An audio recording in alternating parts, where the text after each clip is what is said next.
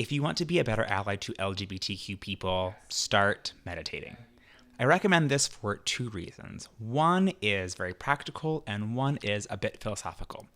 So the practical reason is that if you're doing work in support of and in solidarity with LGBTQ people, there are going to be times in that work when you get activated, when your emotions are triggered, when your senses are heightened. This might happen when you are engaging with people who disagree with LGBTQ equality and inclusion, and you just get like so mad and upset on behalf of LGBTQ people. It also might happen when you're trying to do good work on behalf of LGBTQ people, and there are times when queer people disagree with you or call you out or call you in, and you might in that moment be poised to get defensive. And so a meditation practice will help you with both of those scenarios.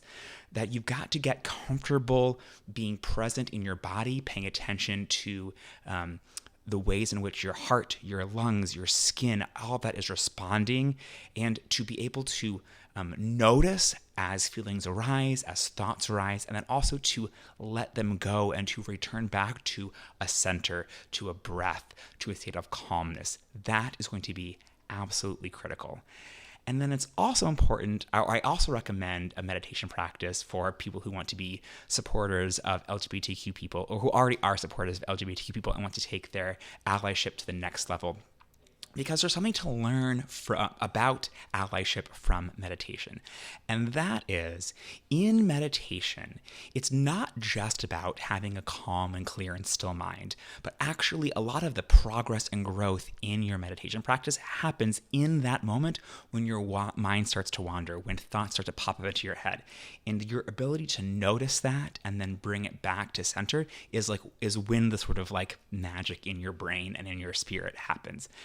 And similarly, when you're trying to be an advocate for LGBTQ people, it's not about getting it perfect all the time, because you won't get it perfect all the time. Now, of course, we want to get for you to do as good a job as you possibly can. And also, you're human. There are going to be times when you mess up, when you're trying your best and you don't even realize that you're doing something that's hurtful or harmful and it just sort of slips up. Or there are times when you're just going to be tired or exhausted and make mistakes or sort of give into this sort of the path least resistance.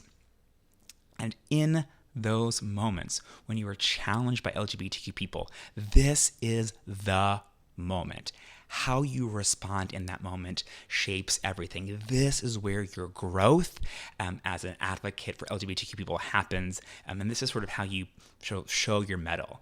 And so when you're in those moments where you're confronted by LGBTQ people who disagree with your tactics, who are telling you that something you've done or said is hurtful, I invite you to sort of like pause and be present in that moment, to notice if your body is having a reaction to that, and to take a moment to take a breath and to return to the stillness of your body, and then to approach that with an open mind and a beginner's mind, like we say in meditation, and to approach that with an air of curiosity, a curiosity towards the person calling you out or calling you in, and compassion towards yourself. Can you tell me more about that? I didn't know about that. Thank you so much. And then tuck that away and allow that to be an area of growth for you in the future. If you want to learn more about how to take your allyship of LGBTQ people up to the next level, we put together a whole bunch of resources over at queertheology.com/allies. Head over there and check them out.